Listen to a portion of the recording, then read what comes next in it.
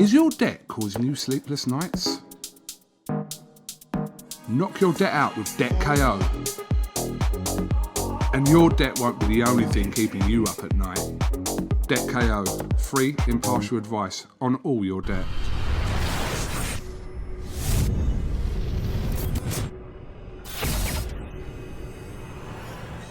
Razabani for IFL TV in association with MTK Global. With me from somewhere in the United States of America. With me, I've got Crystina Poncher. Crystina, firstly, thank you for jumping on this evening. How are we? We're doing good. We're doing good. Thanks for having me Sunday morning here. And as I was telling you, typically I'm in mom mode and watching football and cleaning. So put on some makeup for you, brush my hair. I mean, I'm ready to go. Crystina, before we talk about anything about boxing, how testing have the last kind of 6 months or so been for yourself personally, your family? We're living in this crazy world of COVID-19 and lockdown. Who would have expected that even towards the back end of the year, we're still living under these crazy restrictions? I never would have thought when we left New York for what was supposed to be Shakur Stevenson and Mariaga and then Conlon at the Garden. And when we got the calls and everyone's like, get on a plane, everyone's leaving, we're going home. We're not having the fights like back in March. I never would have thought we'd be here in November still dealing with this. And, you know, I feel very fortunate that my family's been able to remain healthy, and Top Rank did a great job with bringing boxing back and formulating this bubble in Vegas where we, you know, throughout the summer, we're able to do 2 fights a week. And, you know, so I feel very fortunate in that sense. But, you know, there's a lot of people out there that are a lot less fortunate than me and my family. And it's just been something that I never thought we would deal with, like in my lifetime, because, you know, you think about different diseases and things and flu vaccines and everything that we have out there now, you never think that out of the blue you'd get hit with something that nobody has an answer to. So I just try to keep my family healthy, try to pray for those that, you know, have been affected worse than I have, and try to, you know, remain positive and just focus on my family unit the best that I can on a day-to-day basis. Has it made boxing more interesting, the aspect of sometimes when fighters get into the ring with other fighters who are not on the same kind of platform or level as them, where these particular fighters may do well in sparring and away from the lights, but now you're going into empty arenas without the crowds, and there's more risk for those elite fighters when they're going and fighting these other fighters who in a normal life they should really beat, but under certain circumstances there are risks involved. Yeah, and I mean, there's so much that goes into it with our sport. I mean, before they even step into the ring, the lack of sparring that these guys are getting because people aren't traveling sparring partners in and out to risk exposure. Access to gyms in the beginning was slim to none because, you know, gyms were locked up, especially here in, you know, California in the United States. Like, you could not get access to that. So it's all of that and that change in preparation. And boxers are such characters or creatures of habit. They like everything kind of done a certain way. And this has been nothing like that. Fight weeks have not been the same. Training camps have not been the same. So maybe guys that are not on the highest level are used to adjusting and molding to different circumstances, especially guys that are used to that in the amateur days. I think it's affected more of our superstars like a Jose Ramirez, for instance. And he admittedly, after the fight with Postal, was like, it was weird for me. It was 3 training camps because this fight, he was the very first fight canceled for COVID. I don't know if you remember, we were supposed to have that fight in China against Postal Super Bowl weekend. And then it was like 3 training camps since then. And I think that it's those types of things that have really affected these guys, but it's also been great for fighters that wouldn't, you know, to your point, maybe have the exposure that they would have gotten had this not happened. They're getting TV dates. Purses are down, so it's giving chances to guys willing to accept less money for these fights. And you see a guy like here in the States, Joshua Franco, come out and just, you know, surprise everybody and beating Maloney and getting a world title in a fight that, like, you know, Top Rank and Golden Boy put together, but perhaps that fight would not have been made had we not been in the circumstances that we're in right now.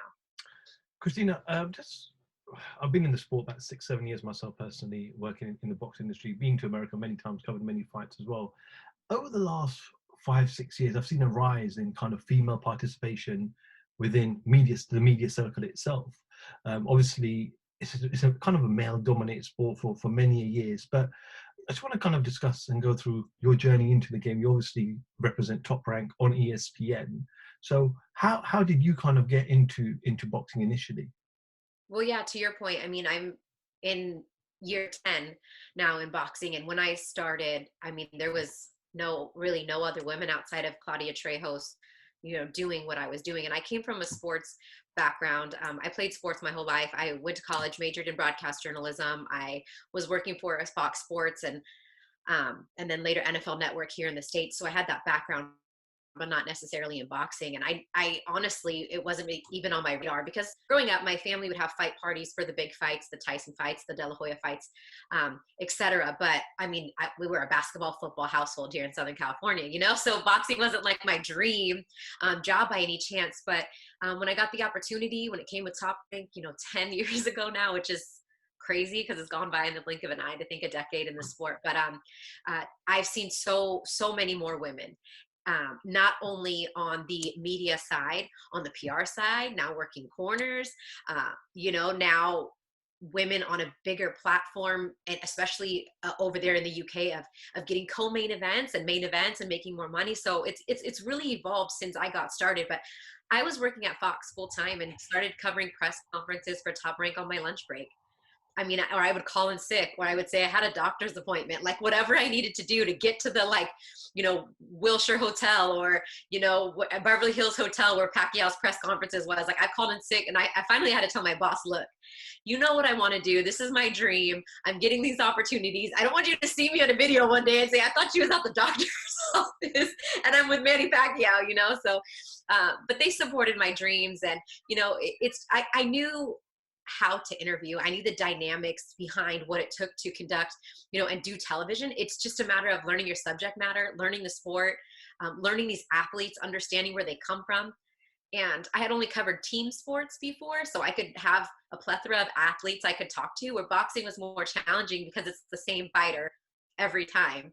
And when they're fighting every couple months, there's not too much different that you can talk about other than their opponent for each fight. So finding ways to attack interviews from different angles was something that was a little bit challenging in the beginning, but I went from covering them on my lunch break to now being the only female play-by-play commentator in the world 10 years later. And it's been amazing. It's been really amazing. I'm really thankful. Kudos to you. But obviously in the States, you've got people like Clarissa Shields, who's the undisputed champion. You've got Katie Taylor here in the UK. And do you feel like it's helped having these two dominant champions across each side of the pond partake in the sport and kind of excel to a complete different level, where now female fighters should really get paid as well as male fighters? Yeah, it's definitely helped when you have dominant forces like they have, and the popularity that Clarissa has built, and being an Olympian, and same thing with Katie, and collecting belts and defending belts and fighting often. And as much as it sucks, like sometimes us as women, we have to take less in the beginning or take the backseat in the beginning to really prove our worth. Whereas there's some of our male counterparts that, obviously, yes, you build your way up the pay scale, but I'm just saying, like, we have to, I sometimes feel like, take a little bit more of a sacrifice to show our worth and then get the opportunities. And those women being willing to do so, and, having, their countries behind them, and coming up in the amateur ranks and the Olympics like they did, that really, really helps. And now you're seeing more and more women getting the opportunity, and it's going to take a while. I don't even feel like right now they're on the level, us women are on the level where we should get paid equal to men, because we're not quite bringing in, what the males do in terms of viewership and sponsorship. But I think that we're getting closer to that pay scale, because networks are starting to, and promoters are starting to see the opportunity and the return on the investment when you put these women in a place to shine, like a co-main event. You have some great fights that have been made recently on DAZN between women. You have Top Rank pushing Michaela Mayer, getting her a co-main event spot on a world championship card. You have same thing you said with Clarissa Shields, getting opportunity to fight in main events, things like that. Really will help them get closer. And I think we're headed in the right direction. You saw first time ever, like a top 10 ranking for women, Ring Magazine, ESPN, etc. And when was the last time you could really go 10 deep and be like, I know all 10 of these women? Like, it's awesome. Crystina, we're almost in fight week. Terence Crawford is back against UK's very own, the special one, Kell Brook. Do you feel like it's been a frustrating journey for Terence? I know he dominated that that 140 division, became the undisputed king, walked away. He wanted those big fights in 147. We know there's a bunch of them in America on the other side of the road, as they like to say. What do you think needs to be done in boxing to kind of, before we speak about Terence and Brook itself, but what do you feel like needs to be done now to get these athletes fighting each other? The best need to find the best. Something like the UFC, one entity, one sport, where it's just easy to matchmake these fighters. Isn't that the $1 million question? I really do wish I had the right answer. I mean, part of me wants to say it's fighters putting their egos aside and being willing to risk their O's, you know, their zeros, that, you know, that kind of thing. A lot of it is promoters and networks just being willing to work together, like ESPN and Fox did to make, you know, Wilder Fury 2, you know, where it's like, okay, you get this one, we'll get this one, our announcers will do that, you know, something like that. Or you get we'll do this, you get the rematch. It's working out, you know, things like that. It's very frustrating in the situation of a fighter like Terence Crawford, where he's at the physical peak of his career and has dominated pretty much every opponent they put in front of him, but yet he can't get those, you know, big name fighters. And I honestly, I know I work for Top Rank, but Top Rank has shown that they can make fights with other promoters. They did it with Wilder. They've done it with Golden Boy in several instances, mandatory situation or not. So it would be unfair to say, I really think it's Top Rank holding Terence back. And I know that there has been some criticism as far as like, well, why did he re-sign with Top Rank then? You know, why didn't he go with Al Heyman, or why didn't he go the PBC route? But there's something to be said about loyalty in the sport. There's something to be said about, you know, what Top Rank is trying to do on their part to make these fights happen. And so I think it's very frustrating. And then you have the accident situation that happened with Errol Spence, and how much now that pushes, you know, things back. So there's things that are somewhat in our control and things that are just out of our control in terms of time and pandemic. Look, this is the first time that Crawford is fighting since December, and this is the longest layoff in his career, and time is ticking, and it's very frustrating, not only for me, you know, working with him and having covered his career for the past, you know, 8-9 years, but also for our sport, because he is one of the top pound for pound fighters, and he can't get those big fights. It's frustrating. It really is. When he fought Amir Khan, they said this is probably his toughest test to date. Amir Khan being a multi-weight world champion, being in with some big names. Fight ended in a bizarre circumstance. But Kell Brook, they say this could potentially be his toughest fight to date. Kell Brook's a big welterweight. We know Kell's had some issues making weight in the past. He's posted a picture of himself over the weekend. Ripped, right? Oh my God, he looks shredded. I spoke to his nutritionist Greg Marriott, who said Kell is in absolutely fantastic shape. He's kind of been training for a number of months now. Normally Kell trains 8 to 10 weeks just before a fight. So he's been more committed. So do you feel like, one, Terence's hardest fight, and two, is this kind of Kell Brook's last chance to prove himself at world level?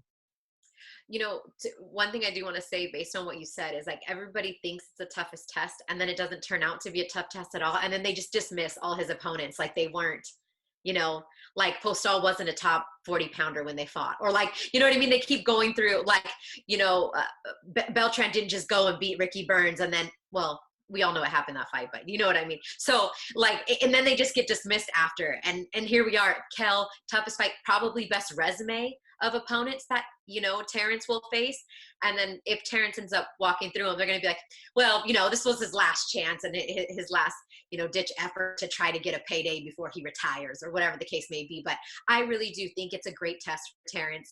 I do believe that Kell Brook, just in his sheer physical size, will be a test for Bud, because Bud's not a small 147 pounder either. There was talks about him possibly going up to fight Teixeira at 54, which he was very comfortable and his team was comfortable with.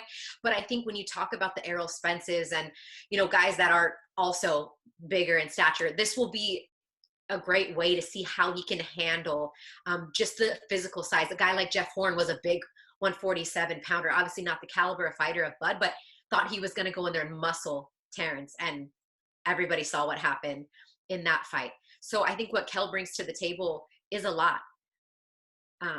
They're both coming off a long layoff. This is a situation unlike any other, fighting in a bubble.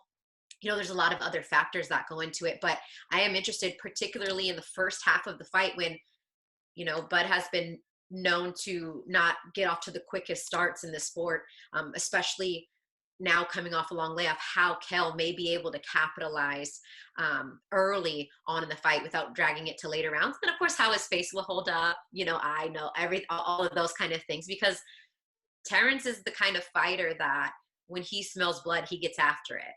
If he sees something going on, I mean, it's like he zones in on that target. So it will be interesting to see. But Kell looks to be in tremendous shape. Our photographer, Mikey Williams, spent a few days with him now that he's in Las Vegas. And I told Mikey, I said, oh my God, like, I know he hasn't fought at, this low since I believe Errol Spence in 2017, but I'm like, the time has done him really good. And I hope that his conditioning and everything speaks to, equals what his physical stature looks like. We saw a great fight a couple of weeks ago. Tfue Lopez shocked the world, didn't shock himself, because he said he was going to be victorious. He will become the, quote, undisputed champion. We saw Gervonta Davis last week, phenomenal performance. We saw Devin Haney last night. I'm a bit confused with Devin now, because Devin's saying I'm the WBC champion.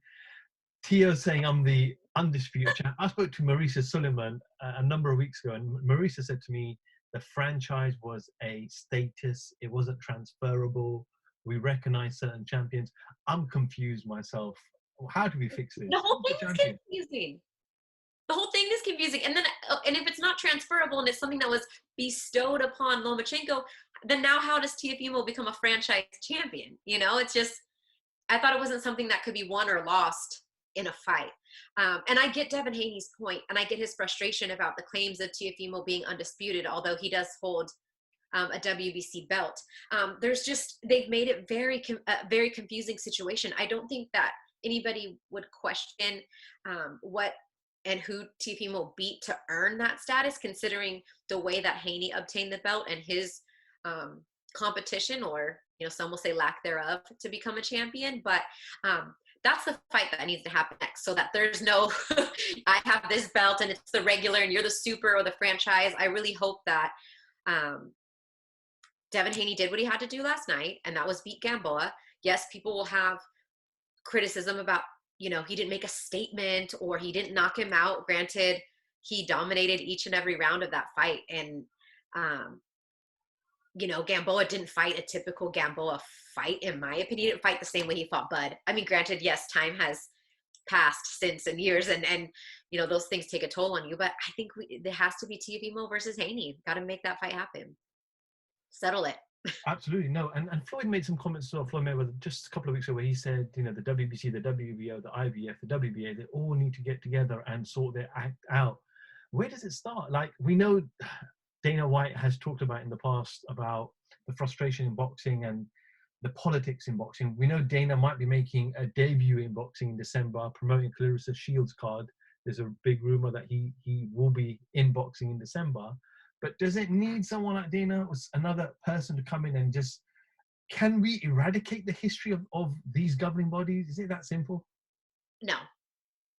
I mean, that's why, UFC having control of everything and even sponsorships for their fighters, et cetera. Yeah, it's easy when you have one central, like you said, one central body, one person in charge. But boxing hasn't been that way. It's only diversified more. Yes, there used to be 3 belts. Now there's 4 belts, et cetera. Now you got the ring, whatever the case may be. I don't think that we'll ever have one champion. I just don't see it. I just don't see it going in that direction. And maybe, as much as that does help in terms of rankings and one champion, like, there are fighters, there's boxers that, some fans or, people outside of boxing have never heard of, that have made more money than UFC fighters, because they're able to be, with their own promoters and get their own sponsorships, like $1 million boxers where, once Conor McGregor made like a certain amount of money, I was like, oh my God, like, there's fighters that have been making that money that maybe you've heard of, maybe you haven't, So I feel like for the sport of boxing, for the individual athletes, as frustrating as it is to have multiple champions, I think they're happy with the paychecks they get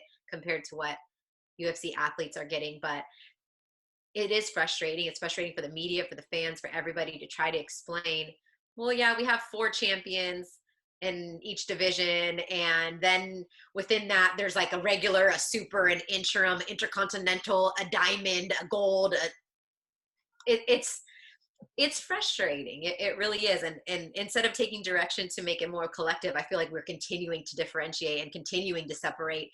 So more sanctioning fees get paid and more champions and more belts get made, and it waters it down a little bit, to be honest with you. In America, you've got probably three main networks: ESPN, Showtime, and DAZN now, about competing boxing at this current stage. And Fox. And Fox as well, of course, yeah. DAZN kind of newly launched last year. I remember Oscar De La Hoya, Eddie Hearn both going on a campaign to say pay-per-view is dead. I spoke to Leonard Ellerby about 8-9 days ago, and Leonard was telling me that he's trying to create a model where fighters have an unlimited ceiling with pay-per-view, referring to Gervonta Davis. And what obviously they create with Floyd Mayweather. We've seen this week, big story came out of America that Canelo has parted ways with both Golden Boy and DAZN. The pandemic obviously hasn't helped. Can you give us a little bit of insight, maybe if Top Rank have approached Canelo possibly? You know what? I wish I had insight in that situation. I mean, they'd be crazy not to, right? I mean, why not? You have a guy that's a free agent. The challenging part is, what does Top Rank and ESPN really have to offer Canelo at his weight class? I mean, to be honest, we don't have, I think that we're strong up to 47, somewhat, 40 for sure. And then between 54 and 75, we don't have a lot of talent there. Of course, heavyweight talent, yes, but at the same time, to my point earlier and what we discussed, Top Rank has shown that they're willing to make fights, with other promoters and other networks if it makes dollars, if it makes sense, etc. So I think that they'd be silly not to put together a pitch or an offer. Why not? Worked with Fury, and a lot of people never thought Fury was going to go with Top Rank. I mean, everybody thought he was going in a completely different direction, and then boom, they dropped the bomb, and everyone's like, oh my God, including myself. Like, it was the best kept secret in the company. And usually I'm on conference calls, I hear things, and I'm not a member of the media to break news, but I kind of get an inkling as to things that are going on. And they kept that Fury stuff a secret, like 3 people knew, like seriously. So I wouldn't be surprised if they were pitching things and kept it really low key. But I mean, I feel like Fox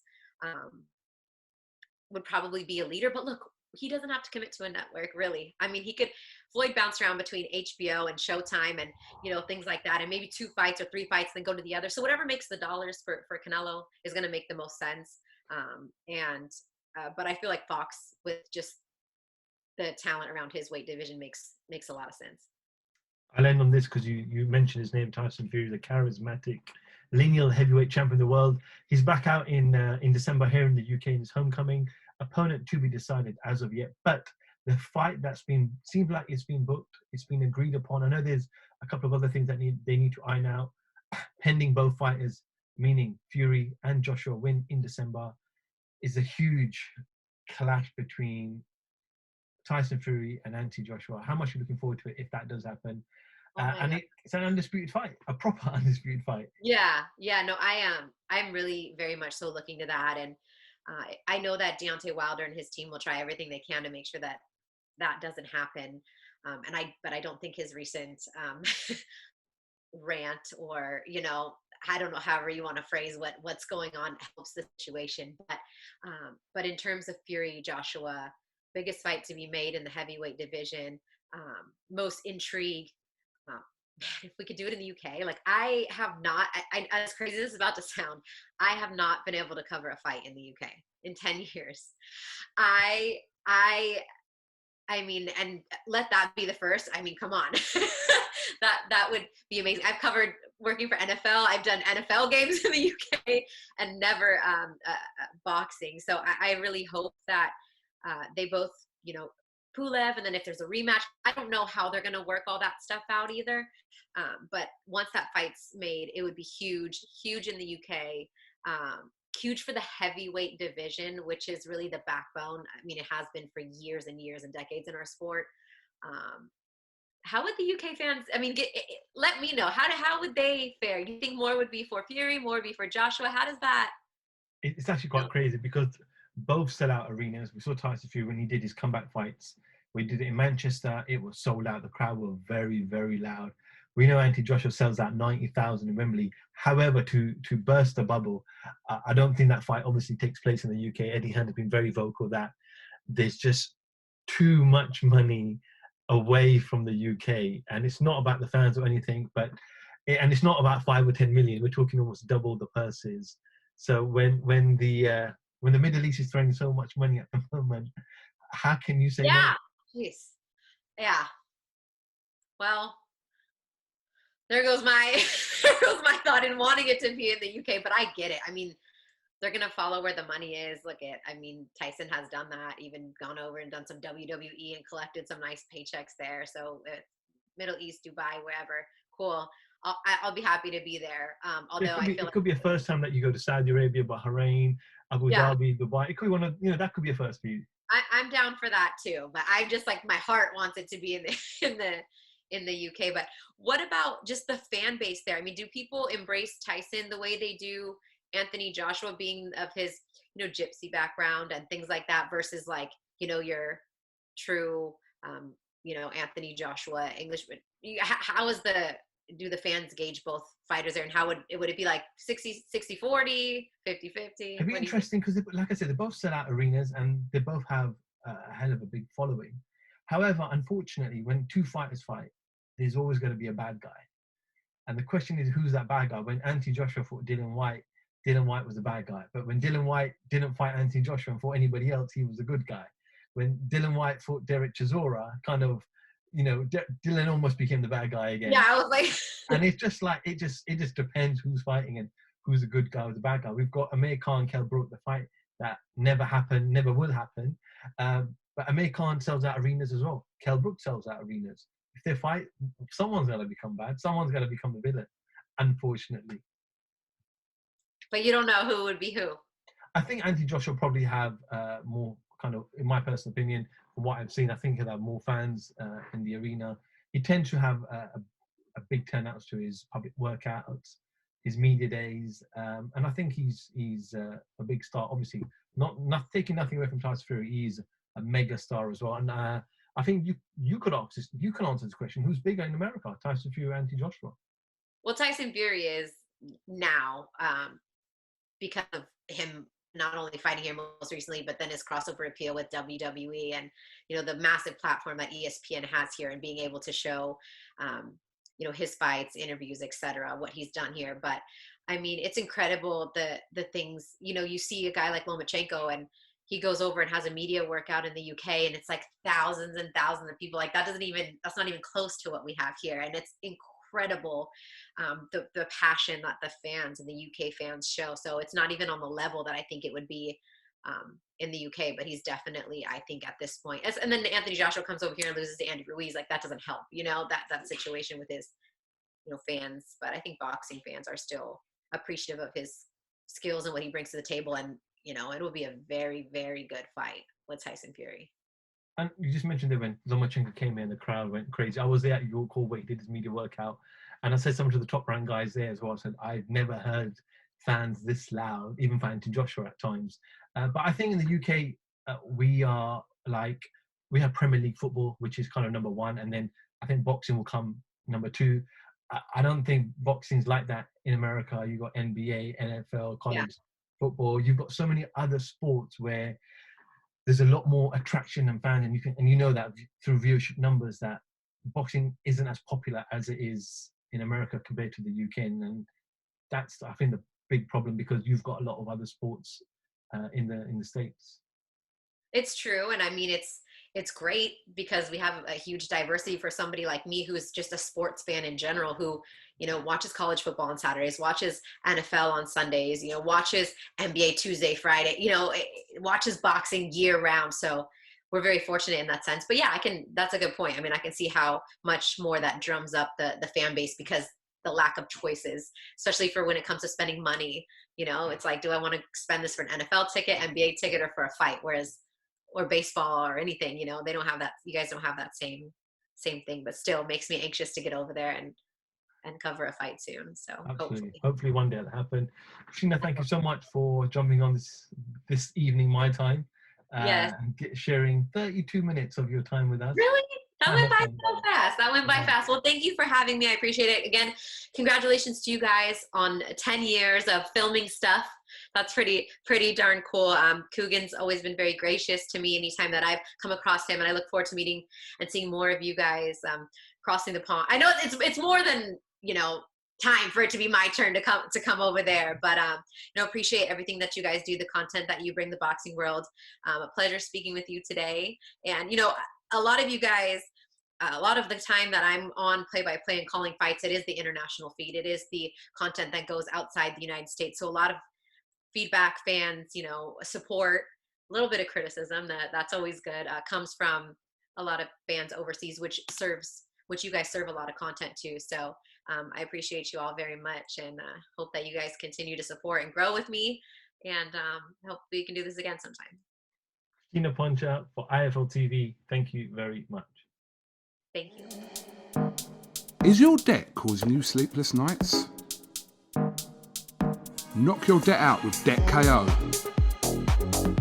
And your debt won't be the only thing keeping you up at night. Debt KO, free, impartial advice on all your debt.